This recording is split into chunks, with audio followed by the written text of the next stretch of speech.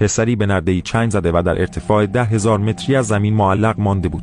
پدرش با تمام توان دستش را دراز کرد تا پسر را نجات دهد، اما فاصله خیلی زیاد بود و اصلا دستش به پسر نمی رسید. در حالی که پسر دیگر توان نگه داشتن خود را نداشت و داشت سقوط می کرد، ناگهان یک موجود شگفت انگیز خزید و خودش را به پسر رساند. این موجود با احتیاط به سمت پسر حرکت می کرد، اما لوله فلزی مقابلش خیلی باریک بود و هر قدم برایش بسیار سخت بود.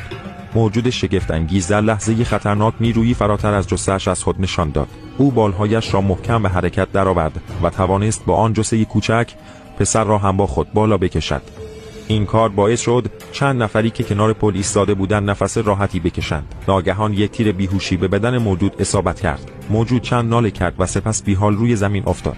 در همان لحظه یک شکارچی غیرقانونی با اسلحه به جمع حمله کرد و همه را عقب راند. او قصد داشت این موجود را به قیمت خوبی بفروشد. گرچه پسر می‌خواست موجود را نجات دهد، شروع به خیال بافی درباره ثروتی کرد که در آینده به دست می‌آورد، اما نمی‌دانست که خطر واقعی تازه در راه است.